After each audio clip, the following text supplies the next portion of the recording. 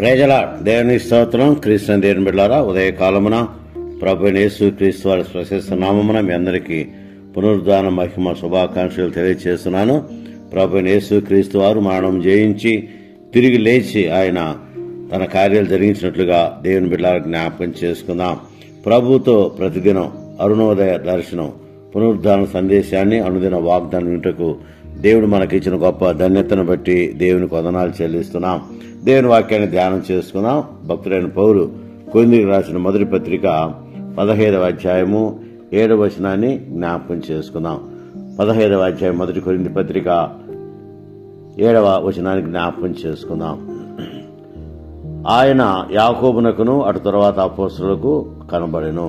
దేవుని బిడ్డలారా గమనించండి. మొట్టమొదటిగా చరిత్ర మనం గమనిస్తే ప్రభువైన యేసు క్రీస్తు వారు మరణము జయించి తిరిగి లేచిన తర్వాత ఎవరికి కనపడక ముందే ఆయన యాకోబు కనిపించినట్లుగా దేవునికి జ్ఞాపకం చేసుకుందాం. ఈ యాకోబు ఎవరు అని ఒకసారి మనం జ్ఞాపకం చేసుకుంటే ప్రభు యొక్క సహోదరుడు అని లేఖనం మనకు తెలియజేస్తుంది. అంత మాత్రమే కాదు, అపోస్తలుల్లో లేనివాడు, ఎన్నిక లేనివాడని కూడా దేవుని బిడ్డ జ్ఞాపకం చేసుకుందాం. దేవునితో ఆయన సహవాసము లేనివాడు. ఎందుకంటే ప్రభువును ఎక్కువగా తృణీకరించిన వారిలో మరి యాకోబు ఉన్నాడు. యాకోబు వలనే మరి యూదా జనాంగం ప్రేరేపించబడి మరి శిలువ వేసినట్లుగా చరిత్ర మనకు తెలియజేస్తుంది. అందుకనే పునరుద్ధాన మహిమలో మరి మొట్టమొదటిగా యాకోబుకు దేవుడు కనిపించాడు. ఎందుకు కనిపించాడంటే చరిత్ర మనకు తెలియజేస్తున్న విషయం ఏంటంటే ప్రభువైన యేసు క్రీస్తు వారు ఎప్పుడైతే శిలువలో తండ్రి వీరేం చేస్తున్నా విరుగురని చెప్పాడో ఆ మాటతో తన యొక్క మనసులో ఒక రకమైనటువంటి పశ్చాత్తాపం కలిగి ఏడ్చుకుంటూ ఆ దినమంతా అక్కడే ఉన్నట్టుగా చరిత్ర మనకు తెలిసి తర్వాత ఆయన ఉపవాసం ఉండి తన ఇంట్లో ఆయన బాధపడుతున్నప్పుడు యేసు ప్రభు వారు మరణము జయించి తిరిగి లేచిన తర్వాత విషయాన్ని గ్రహించినటువంటి ప్రభువైన యేసు క్రీస్తు వారు నేరుగా యాకోబు దగ్గరికి వెళ్లి ఆయన్ను చూసినట్టుగా చూస్తున్నాం. ఆయన ఎప్పుడైతే మరి యాకోబు ఇంటికి వెళ్ళాడో, యోసేపు కుమారుడు కదా, వీళ్ళందరూ కూడా యోసేపు కుమారులు.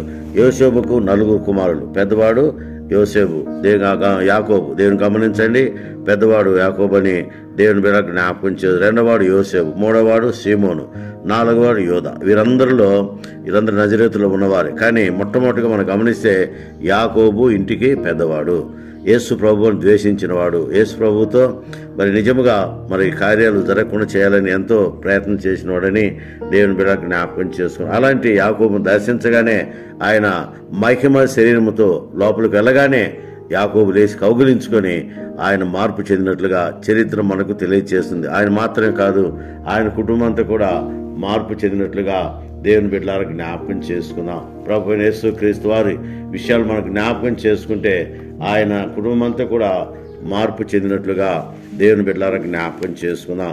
తన సొంత మరి కుటుంబం మార్పు చెందినట్టుగా నమ్మినట్టుగా దేవుని బిడ్డ జ్ఞాపకం చేసి మొట్టమొదటి పునరుద్ధాన మహిమలో మొట్టమొదటి మార్పు చెందిన వ్యక్తి యాకోబు.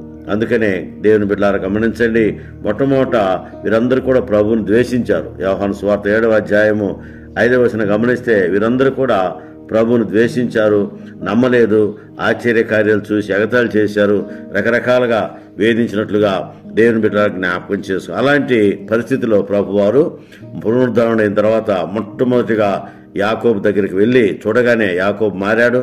యాకోబుతో పాటు 4 అన్నదమ్ములందరూ కూడా మారి ప్రభువులో ఉన్నట్లుగా దేవుని బిడ్డలకు జ్ఞాపకం చేసుకున్నాం. అందుకనే ఉదయకాలమున దేవుని బిడ్డ గమనించండి, పునరుద్ధాన మహిమలో ప్రభువైన యేసు క్రీస్తు వారు మహిమ శరీరాన్ని చూసి యాకోబు మొట్టమొదట మారాడు. మాట మాత్రమే కాదు, సంపూర్ణంగా దేవునిలో ఉన్నాడు. సంపూర్ణంగా దేవుని మాత్రమే కాదు, దేవుని యందు స్థిరమైన బలమైన నమ్మిక కలిగినట్లుగా దేవుని బిడ్డలారా జ్ఞాపకం చేసుకుందాం. ఎందుకంటే దేవుని బిడ్డలారా గమనించండి, యోసేపు కుమారులందరూ కూడా యేసయ్యను ద్వేషించినట్లుగా దేవుని బిడ్డలారా జ్ఞాపకం చేసుకుందాం. అందుకనే యాకోబు దేవుని నమ్మాడు. శరీరాన్ని చూసి, ప్రభు యొక్క మహిమ శరీరాన్ని చూసి, రక్తసిక్తమైన శరీరాన్ని చూసి, గాయాలు చూసి ఆయన హృదయపూర్వకముగా దేవుని నమ్మినట్లుగా దేవుని బిడ్డ జ్ఞాపకం చేసుకుందాం. అంత మాత్రమే కాదు, తన ఇంటి వారందరూ కూడా మరి యేసు ప్రభు వారిని సశరీరుడిగా ఆయనను అంగీకరించినట్టుగా చూస్తున్నాం. అంత మాత్రమే కాదు, పునరుద్ధాన మహిమలో మరి యాకోబు జీవితంలో పునరుజ్జీవము కలిగింది. యాకోబు జీవితం ఎప్పుడైతే పునరుజ్జీవం కలిగిందో తను సంపూర్ణంగా మారాడు, తన కుటుంబం మారింది, వారందరూ కూడా యోసేపు కుమారులందరూ కూడా మారినట్లుగా దేవుని బిడ్డలకు జ్ఞాపకం చేసుకుందాం.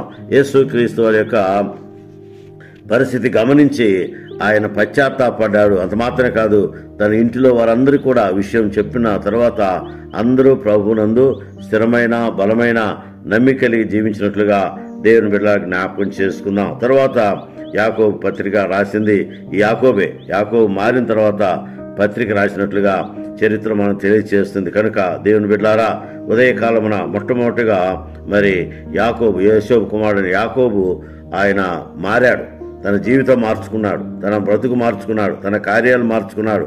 అంత మాత్రమే కాదు, ఆయన గొప్ప సేవ చేసినట్లుగా దేవుని బిడ్డలకు జ్ఞాపకం చేసుకుందాం. ఈ యాకోబు 30 సంవత్సరాలు దేవుని సేవ చేశాడు, బిషప్గా గొప్ప సేవ చేసినట్లుగా చరిత్ర మనకు తెలియజేస్తుంది. అంత మాత్రమే కాదు, నీతిమంతుడిగా జీవించాడు. అంత మాత్రమే చెదిరిన క్రైస్తవులందరినీ, విదేశాలలో ఉన్న క్రైస్తవులందరినీ పిలిపించి వారందరితో ఆయన గొప్ప కార్యము జరిగించినట్లుగా దేవుని బిడ్డలకు జ్ఞాపకం చేయాలి. అందుకనే క్రియ లేని విశ్వాసము మృతమని ఆయన రాసినట్లుగా చూస్తున్నాం. క్రీస్తకము 45 నుంచి 50 లోపల మధ్యకాలం అంతా కూడా ఈయన గొప్ప సేవ చేసి హతసాక్షిగా మరణించినట్లుగా దేవుని బిడ్డలకు జ్ఞాపకం చేసుకుని, ఉదయకాలమున మరి యాకోబు జీవితంలో దేవుడు చేసిన కార్యాన్ని జ్ఞాపకం చేసుకుని మన జీవితంలో కూడా దేవుడు కార్యాలు జరిగించినట్లు తండ్రి కుమార పరిశుద్ధాత్మ త్రియేక దేవుని నిత్య సహవాసము